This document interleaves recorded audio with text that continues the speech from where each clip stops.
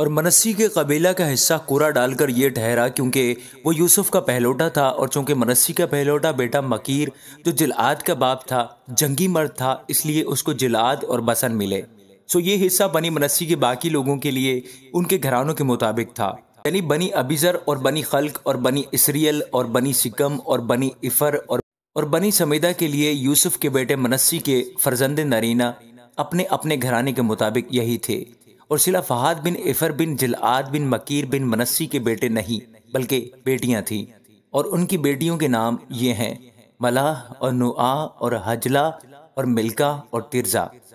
وہ الیعزر کاہن اور نون کے بیٹے یشوا اور سرداروں کے آگے آ کر کہنے لگیں کہ خداوند نے موسیٰ کو حکم دیا تھا کہ وہ ہم کو ہمارے بھائیوں کے درمیان میراث دے، چنانچہ خداوند کے حکم کے مطابق اس نے ان کے بیٹوں کے بھائیوں کے درمیان ان کو میراث دی۔ منسی کو جلعاد اور بسن کے ملک کو چھوڑ کر جو یردن کے اس پار ہے 10 حصے اور ملے، کیونکہ منسی کی بیٹیوں نے بھی بیٹوں کے ساتھ میراث پائی، اور منسی کے باقی بیٹوں کو جلعاد کا ملک ملا۔ اور عاشر سے لے کر مکمتا تک جو سکم کے مقابل ہے منسی کی حد تھی، اور وہی حد دہنے ہاتھ میں عین تفو کے باشندوں تک چلی گئی۔ یوں تفو کی زمین تو منسی کی ہوئی، پر تفو شہر جو منسی کی سرحد پر تھا بنی افرائیم کا حصہ ٹھہرا۔ پھر وہاں سے وہ حد کانا کے نالے کو اتر کر اس کے جنوب کی طرف پہنچی۔ یہ شہر جو منسی کے شہروں کے درمیان ہے افرائیم کے ٹھہرے، اور منسی کی حد اس نالے کی شمال کی طرف سے ہو کر سمندر پر ختم ہوئی۔ جنوب کی طرف افرائیم کی اور شمال کی طرف منسی کی میراث پڑی، اور اس کی سرحد سمندر تھی۔ یوں وہ دونوں شمال کی طرف عاشر سے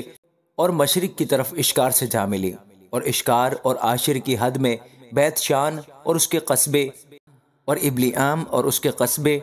اور اہل دور اور اس کے قصبے،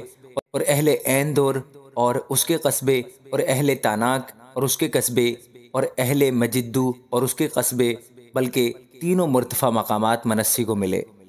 تو بھی بنی منسی ان شہروں کے رہنے والوں کو نکال نہ سکے، بلکہ اس ملک میں کنانی بسے ہی رہے۔ اور جب بنی اسرائیل زور آور ہو گئے تو انہوں نے کنانیوں سے بیگار کا کام لیا اور ان کو بالکل نکال باہر نہ کیا۔ اور بنی یوسف نے یشوع سے کہا کہ تو نے کیوں قرعہ ڈال کر ہم کو فقط ایک ہی حصہ میراث کے لیے دیا، اگرچہ ہم بڑی قوم ہیں، کیونکہ خداوند نے ہم کو برکت دی ہے۔ یشوع نے ان کو جواب دیا کہ اگر تم بڑی قوم ہو تو جنگل میں جاؤ اور وہاں فرزیوں اور افائم کے ملک کو اپنے لیے کاٹ کر صاف کر لو، کیونکہ افرائیم کا کوہستانی ملک تمہارے لیے بہت تنگ ہے۔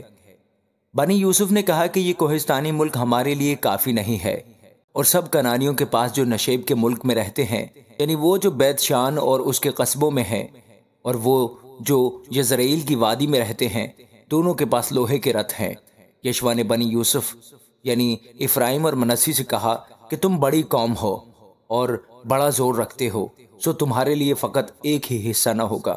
بلکہ یہ کوہستانی ملک بھی تمہارا ہوگا، کیونکہ اگرچہ وہ جنگل ہے تم اسے کاٹ کر صاف کر ڈالنا، اور اس کے مخارج بھی تمہارے ہی ٹھہریں گے، کیونکہ تم کنانیوں کو نکال دو گے، اگرچہ ان کے پاس لوہے کے رتھ ہیں اور وہ زور آور بھی ہیں۔ آمین۔